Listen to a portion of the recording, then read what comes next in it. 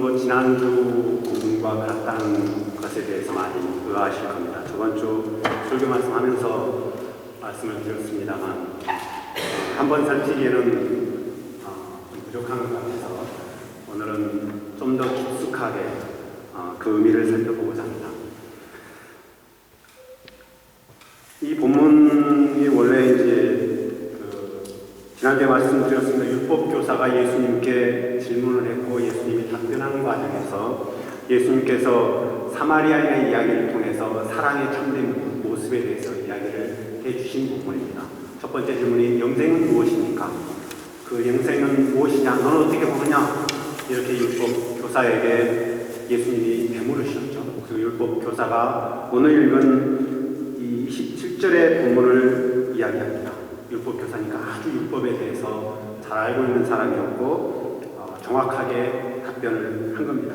내 마음을 다하고 목숨을 다하며 힘을 다하며 뜻을 다하여 너희 하나님을 사랑하라. 그리고 내 자신을 사랑하는 것처럼 내 이웃을 사랑하라. 이것을 영생을 얻는 답변이라고 이야기를 했습니다. 그리고 되이어서 질문을 이 사람이 합니다. 그러면 내 이웃이 누구입니까? 예수님이 선한 사마리아인의 이야기를 하고 있습니다. 사실 이 본문만큼 사랑에 대해서 명확히 이야기해주고 있는 부분은 없습니다.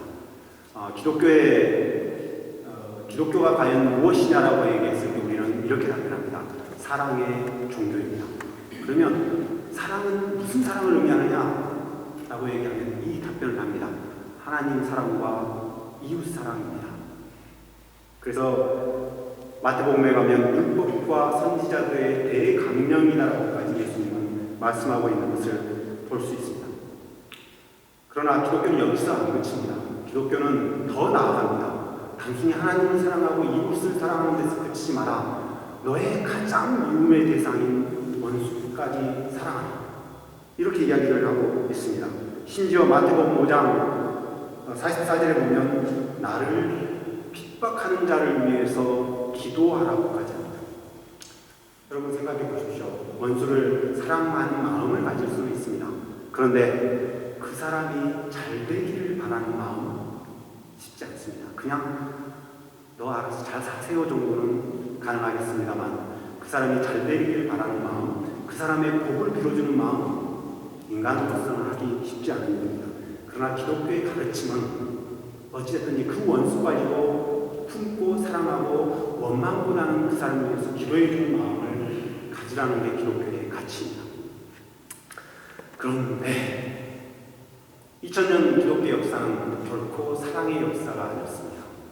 예수 그리스도는 사랑을 위해서 자기를 몸을 버려서까지 우리를 사랑하셨는데 2000년 기독교 역사는 2000년 교회의 모습은 결코 사랑의 모습이 아니었습니다.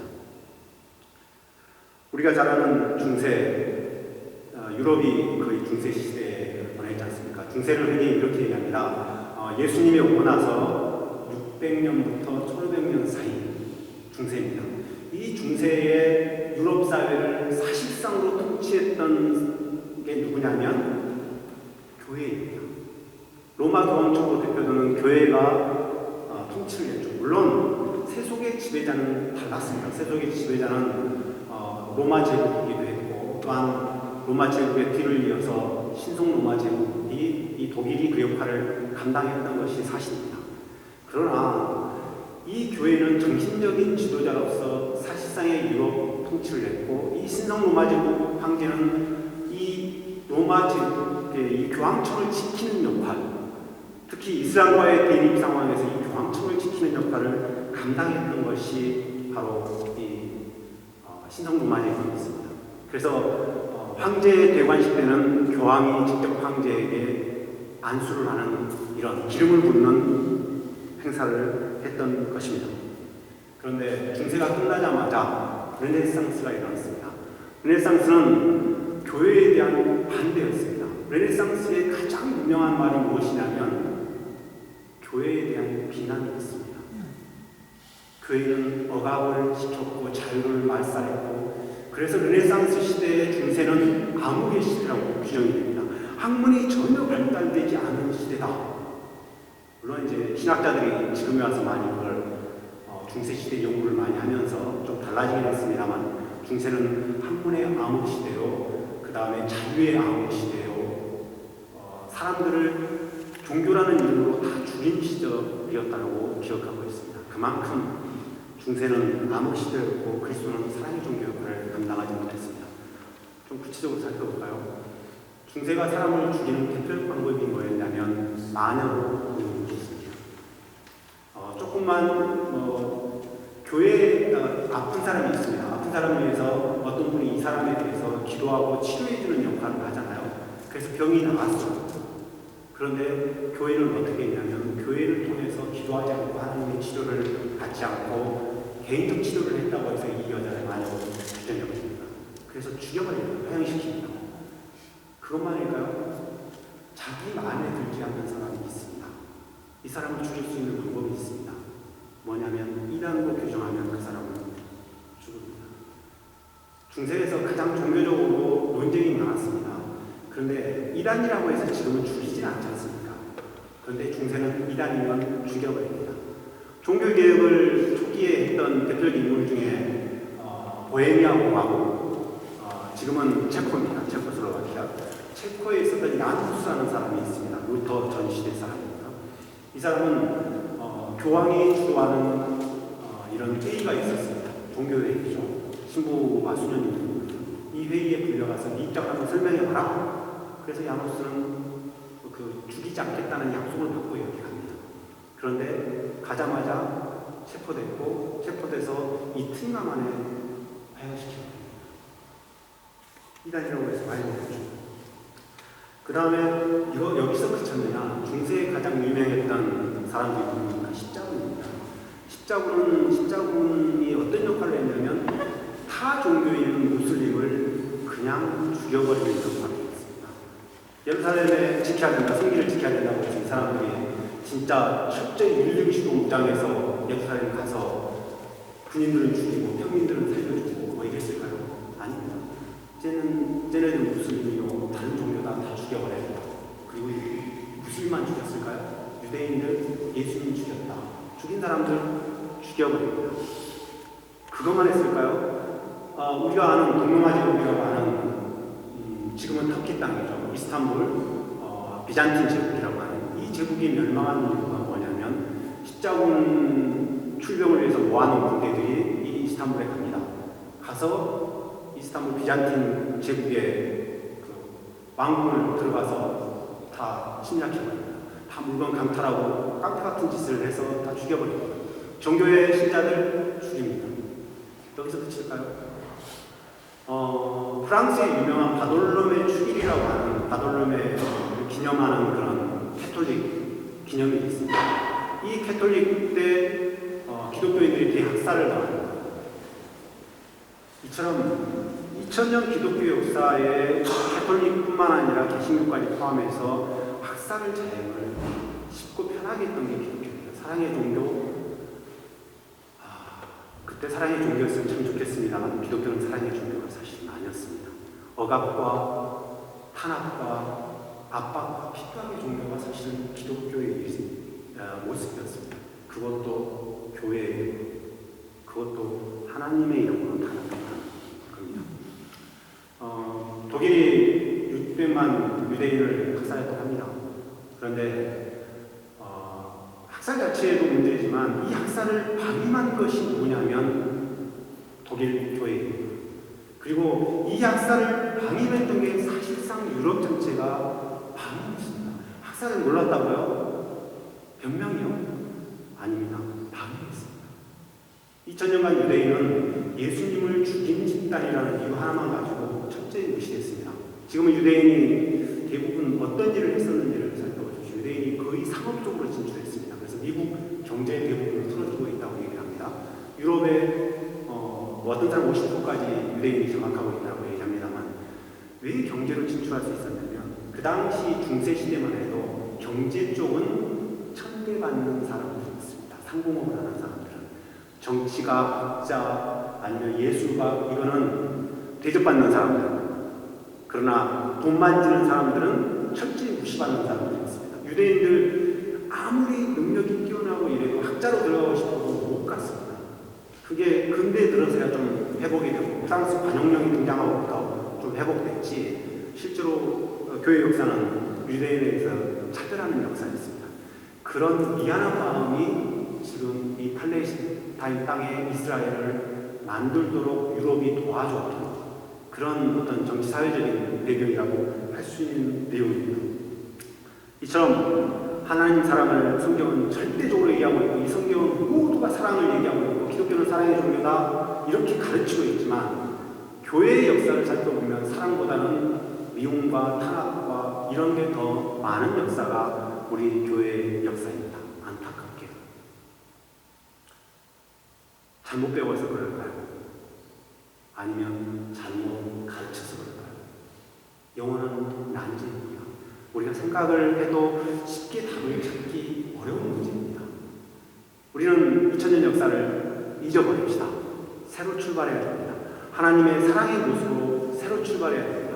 그러기 위해서 우리가 예수님의 사랑, 하나님 사랑과 이웃 사랑, 이 두 가지가 함께 있는데, 우리 기독교가 이 가치에서 출발해야 되는데, 그러기 위해서 우리는 이 사랑이 어떤 모습이고 구체적인 어떤 방법으로 풀어나가야 되는 건지를 우리가 이 시간 고민했으면 해서 오늘 본문을 잡아봤습니다. 사마리아인에 대한 이야기를 보다 구체적으로 살펴보고자 합니다. 앞서 하나님을 사랑해야 된다는 것과 우리 사랑을 이렇게 어떤 사람은 두 가지가 좀 다른 걸로 보는데요. 실제로 사마리아인의 이야기는, 예수님이 말씀하신 사마리아인의 이야기는 하나님 사랑과 이웃 사랑이 같이 결합되어 있다는 것을 저는 많이 생각을 해봅니다. 사랑의 구체적 방법들을 오늘 살펴보고자 합니다. 한 사마리아인이 있습니다. 어느 날 그가 여행을 하게 됐습니다. 여기서 여행이라고 해서 관광하고 이런 것은 아닙니다. 마가복음의 다른 본문에 가면 예수님이 제자들 2명씩을 묶어서 옆에 갈릴리 마을에 파송했다라는 내용이 나옵니다. 그때 사용되는 단어가 여행이라는 단어가 사용되고 있습니다. 그렇다고 하면 여기서 여행은 어떤 목적이 있어서 다른 곳에 가는 것, 이런 것을 의미한다고 볼 수 있었습니다. 그래서 단순히 사마리아인이 시간이 많아서 이렇게 여행을 다니는 것이 아니었던 것입니다. 이 사람이 여리고로 내려가다가 강도 만난 사람을 만났습니다. 거의 죽어가는 사람입니다. 그런데 오늘 본문의 앞서 부분에 보면 그 전에 2명이 지나갔죠. 누구였습니까? 제사장, 그 다음에 레위 2명이 지나갔습니다. 근데 그 성경 본문을 잘 보면 보고 피하여 지나가자, 피하여라는 단어가 등장을 합니다. 그런데 오늘 사마리아인의 본문은 좀 다릅니다. 성경을 쭉 보고 나가면서 얘기하겠습니다. 33절에 보면 거기 이르러 그를 보고 불쌍히 여겨 라고 합니다. 불쌍히 여겨. 똑같이 봤습니다. 제사장 레위 똑같이 봤습니다. 근데 그들은 아무 느낌이 안 들었는지 성경은 아무 얘기가 나오고 있습니다. 사마리아인은 불쌍히 여겼다고 나와 있습니다. 사랑이라는 것은 마음이 있어야만 가능한 겁니다. 내 마음속에 무엇인가를 사랑하고자 하는 마음이 있어야 그것이 가능하다는 얘기입니다. 불쌍히 여기라는 걸 우리가 동양 언어로 한 표현한 거니까 측은지심입니다. 저 사람이 죽었는지 죽어가는지를 아직 모릅니다. 멀리서 봤습니다. 감동당했구나. 불쌍하다. 저 사람 왜 저랬을까? 불쌍한 마음이 내 마음속에 들끓듯이 끌었다는 거예요. 어떤 상황을 봤습니다. 그 상황 나하고 상관없는 상황일 수도 있습니다. 그냥 지나가면 되죠. 근데 사마리아는 그러지 않았습니다. 불쌍히 여겼다고 성경은 말하고 있습니다. 사랑이란 어떤 것을 봤을 때 마음속에 그 사람, 그를 위한 사랑이 들끓어오를 때 가능하고, 눈이 돌아가고 그 사람을 볼 때 내 마음이 뜨거워지고, 이런 것이 바로 사랑입니다. 이웃 사랑만 그럴까요? 하나님 사랑도 마찬가지입니다. 내가 하나님 사랑하는 마음이 없다라고 하면 하나님을 사랑할 수 없습니다. 내가 길에서 이렇게 많은 사람들에게 전도를 합니다. 예수님 믿으세요? 많은 사람들 보고 피하여 지나갑니다. 그런데 내가 어떤 말을 했어요. 근데 그 사람이 반응을 하기 시작합니다. 어쨌든 그 사람 마음속에 무엇인가가 있다는 겁니다. 그것이 나를 불쌍히 여기는 마음이든지 아니면 하나님에 대한 관심이든지 무엇인가가 있다는 것. 하나님이 그걸 주입하실 수도 있고요. 바로 사랑이라는 마음이 있어야만 되는 겁니다. 그러나 하나님을 사랑할 때 우리가 불쌍한 마음으로 사랑하는 거 아니지 않습니까? 그럼 하나님을 사랑하는 마음은 무엇입니까? 하나님을 경외하고 내가 하나님과 더욱 가까이 가고 싶고 하나님을 사랑하고 싶고 하나님을 위해서 하나님을 나의 주로 여기고 싶고 이런 하나님을 경외하고 존중하는 마음이 바로 하나님을 사랑하는 마음입니다. 이 마음이 있어야만 바로 우리는 하나님을 사랑할 수 있는 것입니다. 그러나 그 다음에 봅시다. 불쌍히 여기는 마음, 사랑의 마음이 있다고 합시다. 그런데 사랑의 마음이 있다고 해서 사랑이 시작되는 건 아닙니다. 내가 어떤 여자를 사랑한다고 해서 그 여자에게 마음만 갖고 있다고 해서 사랑이 됩니까? 아닙니다. 사랑이라는 것은 어찌됐든지 만나야 되고 얘기해야 되고 함께해야 사랑이라는 게 뭐 백장도 만들고 손뼉도 쳐야 소리가 난다고 사랑이란 바로 그런 겁니다. 그래서 이 사마리아의 모습을 한번 봅시다. 그 다음에 34절에 보면 이렇게 나옵니다. 가까이 가서 마음이 있다고 해서 이 사마리아인이 아이고 불쌍하다 나 그냥 죽었나 보다 지나가면 역사는 이루어지지 않습니다. 사마리아인은 그 사람에게 다가갔습니다. 왜 다가갑니까?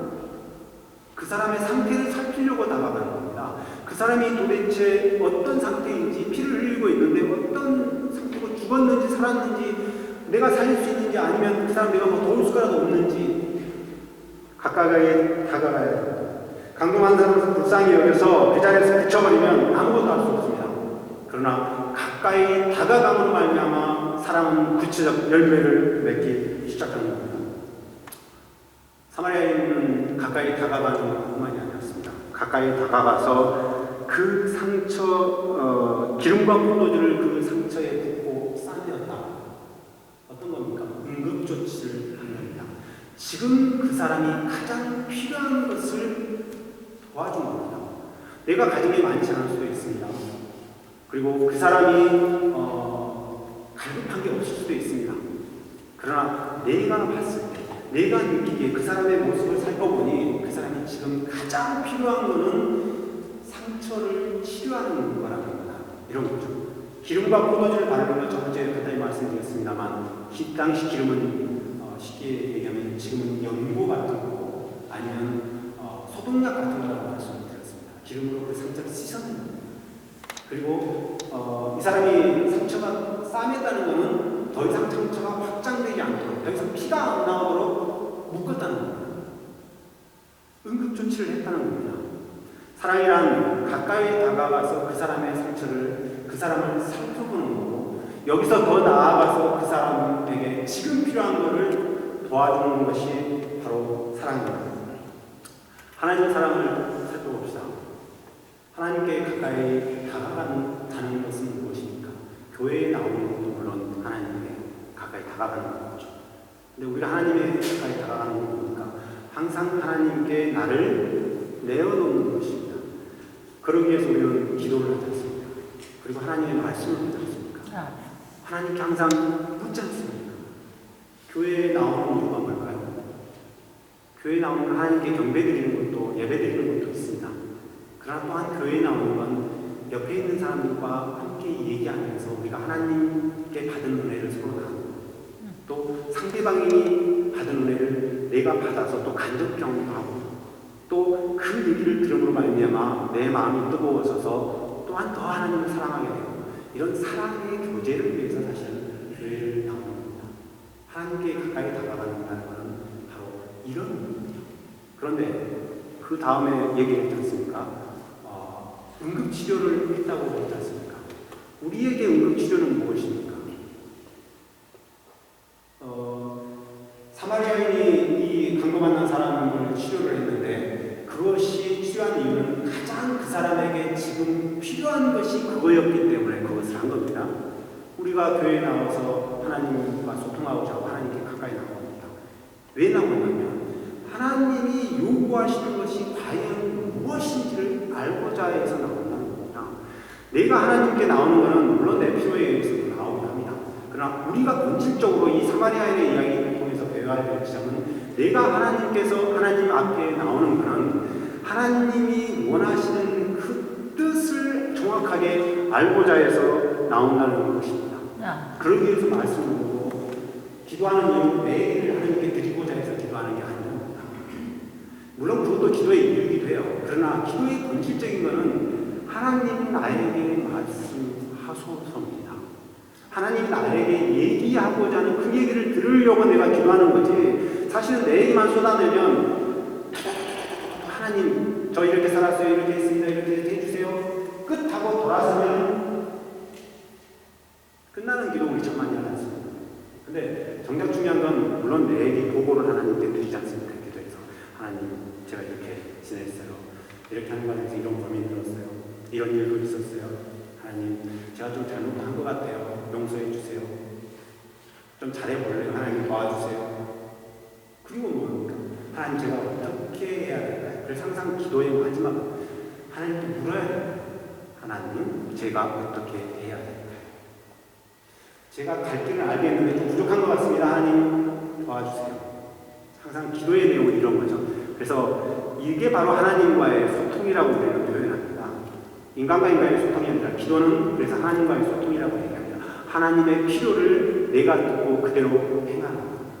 사마리아는 누워서 말을 못하는 이 강도 만난 사람 대화를 한 겁니다. 소통해서 그의 마음, 그의 필요를 정확히 꿰뚫었고 그를 도와준 겁니다. 사랑이란 바로 이런 겁니다. 그런데 여기서 끝났을까요? 사마리아인은 그 다음에 이렇게 합니다. 자기 짐승에 태워. 성경에는 안 나옵니다만 자기 짐승에 태우려면 당연히 내려와야 됩니다. 자기 말에서 내려와야 되죠. 물론 그 사람을 살피기 위해서 내려가기도 했겠습니다만 치료하기 위해서. 그리고 이 사람이 그 다음에 주막까지 태워서 데려갑니다. 데려가려면 그래도 고생해서 이 사람은 자기 짐승 말이나 장갑을 타고 왔는데 이제 앞에 이 사람을 안내해야 됩니다. 태우고 가죠. 그리고 주막에 도착했습니다. 어떻게 합니까?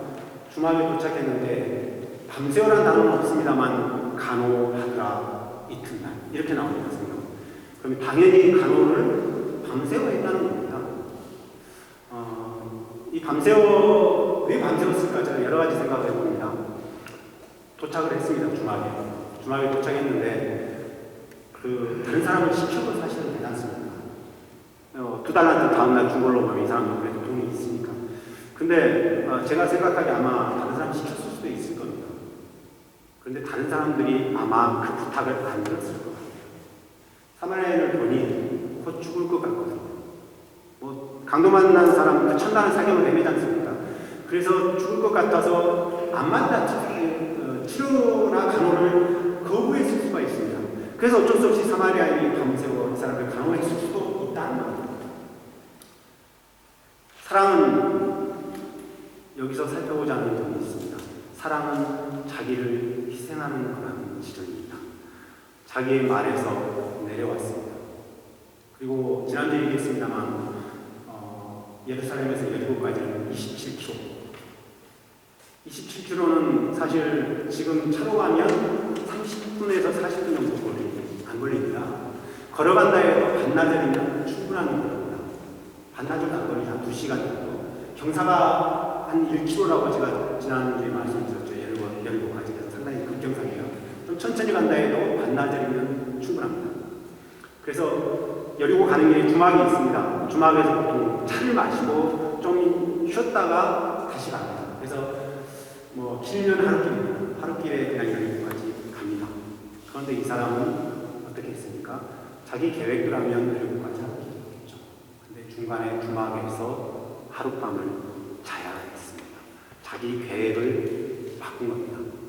시간을 소비한 겁니다. 밤새고 가면 당연히 피곤합니다. 자기가 안 해도 될 고생을 감당한 겁니다. 사랑이란 자기 희생을 전제로 한다는 겁니다. 그리고 그것을 스스로 원해서 기뻐하듯이 충분히 감내하는 마음으로 한다는 겁니다. 그래서 사랑은 자기 희생이라고 이야기하고 있는 것입니다. 사실 제사장과 레위인은 그냥 지나가 버렸습니다. 자기 피해를 안 당하고 싶었던 거죠. 그러나 사마리아인은 이 피해를 충분히 감내해서 했다는 겁니다. 사랑은 불편함, 자기 희생, 이것을 감내하지 않는다면 사랑은 이루어질 수 없습니다. 물질을 소비할 수가 있습니다. 기름과 포도주, 나중에 주방에 두 도나리를 주는 건 다 물질입니다. 시간을 변경하고 계획을 바꾸고 이런 시간을 변경할 수 있습니다. 그 다음에 가장 중요한 건 자기의 계획을 바꿀 수 있습니다. 사실 저희가 개인적으로 보면 하나님께 기도도 합니다만 많은 계획을 우리 앞에 세우고 있습니다. 그런데 하나님 일을 하다 보면 때로는 이 계획이 어그러지는 경우가 있습니다. 어떨 때는 하나님 일을 먼저 해야 되는 사람도 있을 수 있습니다. 그런 선택의 시간, 과연 나는 어떻게 할까요? 쉽지 않은 문제입니다. 하나님 사랑에 비추어 생각해 봤을 때 우리는 시간과 물질을 잘 드리는 사람입니다. 교회에 나와서 예배드리는 것 자체가 우리는 시간을 드리는 거지 않습니까? 물질 당연히 헌금하고 교회를 위해서 헌금을 하고 있습니다. 물질을 잘 드립니다. 그리고 계획도 때로는 내려놓습니다. 하나님 뜻이라고 하면 내려놔야 됩니다. 그러나 사마리아인의 모습에서 우리가 하나 더 생각해야 될 건 말에서 이 자기 짐승에서 내리는 부분입니다. 한국에 이제 많은 기업을 하시는 회장님들이 많이 있습니다. 이분들이 교회에 와서 상당히 겸손한 모습을 보입니다. 운전하는 사람 안내도 하고요. 그 다음에 교회 청소도 하고. 그러나 대부분의 기업가들이 좀 보여주기 식으로 하는 경우들이 많습니다. 이런 분들 빼고요. 어떤 분들은 참 겸손한 분들이 있습니다. 자기의 일은 물론 교회에서 장로님이기도 하기 때문에 합니다만 화장실 청소를 자기 사명으로 여기고 3년, 4년, 5년 이 일만을 꼭 하시는 분이 제가 알고 있는 일산 쪽에 계시는 분인데 그런 분이 있습니다. 그렇게 큰 업체를 운영하시는 분은 아닙니다. 근데 이분은 토요일이면 그게 자기 일입니다. 그래서 목사님이 뭐라고 장로님 좀 안 하시면 안 되냐 그래서 이건 자기 일이라고 나에게 맡겨달라고 누구한테도 얘기하지 말고 그러면서 이분은 다른 성도들이 없는 시간을 피해서 항상 이 일을 하고 가십니다. 자기의 사명이 그거라고 생각하기 때문에 그렇습니다. 자기가 하나님께 드리는 정성이 바로 그거라고 생각하기 때문에 그렇습니다. 하나님을 위해서 시간과 물질, 정성 이런 것들을 드리는 것이 바로 기독교입니다. 기독교는 그 자기를 희생하면서까지 하나님을 사랑하는 이런 사람들이 되어야 되겠습니다. 이튿날입니다. 강도 만난 사람이 많이 안정을 찾은 것 같습니다. 여행을 중단했던 이 사마리아인도 여행을 해야 됩니다. 일이 급할 수 있는 일이었을 것 같습니다. 그래서 여행을 하기 위해서 드디어 떠나려고 합니다. 근데 떠나려고 하면서 주인에게 얘기합니다. 2달란트를 줍니다. 2달란트가 얼마냐면 지금으로 얘기하면 이틀치 노동자의 이틀치 임금입니다. 한국 돈으로 하면 얼마 같죠? 한 20만 원 정도 된다고 봐야 될까요? 한 20만 원 안쪽일 겁니다. 그런데 20만 원이면 그렇게 큰 돈은 아니지 않습니까? 이 돈을 주고 도와다가 우리가 놓치는 부분이 있습니다. 한 강도 만난 사람입니다. 강도 만난 사람인데 이 사람이 거기서 주막에서 자려면 두 가지 반드시 필요한 게 있습니다. 뭡니까? 뭐죠? 먹어야 되죠. 주막이면 여인숙인데 잠자야 되죠. 이 돈은 어떻게 했을까요? 이 돈은 당연히 지불한 겁니다. 2달란트라는 건 별도의 돈입니다. 별도의 돈이고 이 별도의 돈을 주면서 집주인 당신을 위해서 주는 돈입니다. 당신의 감호병이라는 겁니다. 그렇기 때문에 2달란트는 결코 적은 돈이 아니었던 겁니다. 그 당시 계산으로 하면 어찌 보면 일주일 이상을 일을 하고 살 수 있을 정도의 돈이라고 생각하시면 됩니다. 그 돈을 주면서 도와달라, 치료해달라, 감호해달라 이렇게 부탁합니다. 그러나 거기서 끝나는 게 아닙니다. 다시 돌아올 때 더 주겠다라고 합니다. 집주인은 어젯밤새 그 사람이 간호한 거 봤습니다. 아주 정성을 기울이는 거 봤습니다. 그러면 이 사람이 다시 그렇게 정성을 기울인 사람인데 다시 안 돌아오겠습니까? 돌아올 거라는 건 당연히 확신이 갑니다. 그런데도 이 사람 앞에 돈을 주면서 도와달라. 간호에다가 내가 다시 돌아갈 때 또 돈을 주겠다. 어찌 보면 집주인의 입장에서 꼼꼼히 생각합니다. 아침 되니까 이제 좀 살만한 모습이거든요. 그러니까 내가 조금만 간호해도 도울 수 있겠다. 이런 겁니다. 사마리아인은 사랑의 모습을 한 번의 선행으로 끝낸 게 아니라는 내용을 오늘 성경은 말해주고 있습니다. 지속적인 사랑의 모습, 지속적인 관심, 이걸 보여주고 있다는 겁니다. 사랑은 지속적인 관심을 갖는 것이 사랑입니다. 이웃사랑도 마찬가지입니다. 내가 어느 사람을 도왔습니다. 물론 나는 시간이 없어서 한 번만 밖에 못 도와줄 수 있습니다. 그러나 가능하면 사랑은 한 번이 아니라 두 번, 세 번, 네 번 지속적으로 그 사람의 필요를 도와주는 것이 바로 사랑이라는 겁니다. 하나님 사랑이요. 우리는 지금 하나님만을 믿는 사람들이 결코 아닙니다. 우리 지금의 평가는 한 번 잘 믿을 수도 있고 조금 못 믿었다가 어떤 데는 교회를 몇 시간 잘 나오다가 기도도 뜨겁게 하다가 성령 받고 방언도 하다가 어느 때는 어떻게 됩니까? 식어가지고 교회에 뜨문뜨문 나오기 시작하더니 어떤 때는 안 나오다가 또 나오다가 충분히 이럴 수 있습니다. 각자의 사정이 있을 수 있습니다. 물론 지속적인 신앙, 지속적인 믿음 제일 중요합니다. 우리의 신앙의 최종적 평가의 지점은 어디냐면 하나님 앞에서입니다. 신앙이라는 것은 뭐냐면 하나님을 사랑한다는 건 한 번 뜨겁고 이게 중요한 게 아니라는 겁니다. 지속적인 사랑이 바로 하나님의 사랑의 모습입니다. 이웃사랑이 지속적인 것처럼 하나님의 사랑도 지속적이어야 된다는 말씀을 오늘 이야기해드리고 있는 겁니다. 그래서 하나님 사랑과 이웃사랑은 결코 둘이 아니라는 것입니다. 여기에 결론을 지어보고자 합니다. 사랑은 마음을 품어야 됩니다.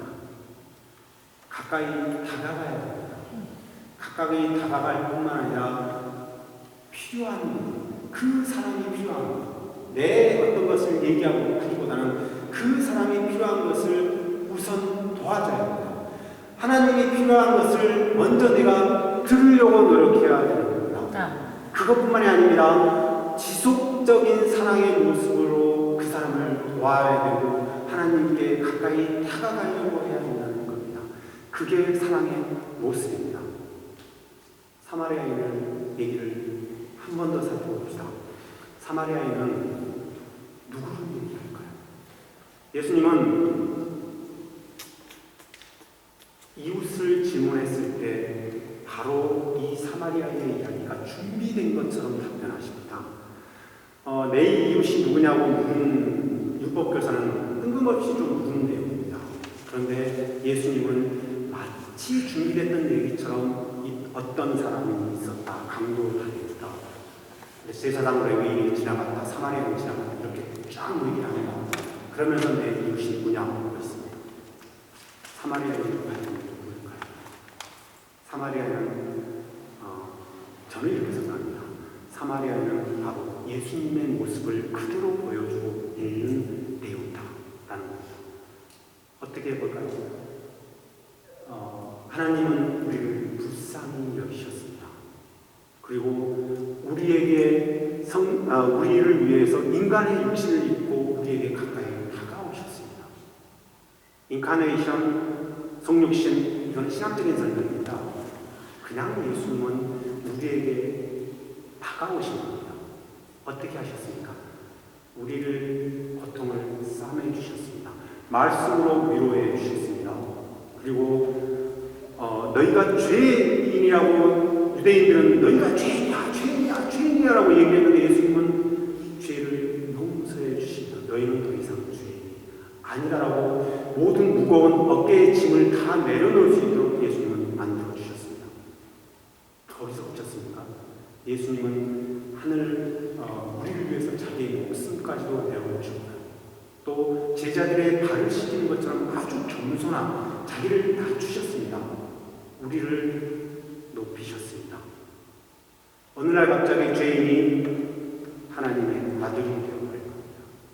하나님의 자녀가 되었다는 겁니다. 하나님의 자녀라는 것만큼 높은 지위가 있을까요? 예수님이 이렇게 하셨습니다. 거기서 끝일까요? 성령을 보내주셨습니다. 우리의 보호자로서 성령을 보내주셨다는 겁니다. 그리고 다시 오겠다라고 약속을 하셨다는 겁니다.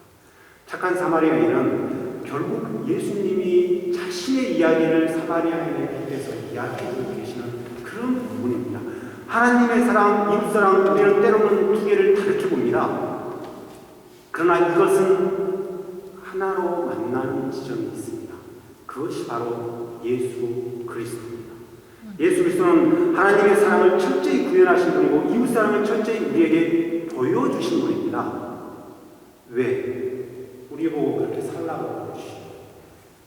그리고 어느 사마리아인의 이야기는 지난주에 제가 얘기했죠. 이를 행하라 그러면 살리라. 그리고 너도 이와 같이 하라. 사마리아인처럼 하시기를 바랍니다. 예수님처럼 하시기를 바랍니다.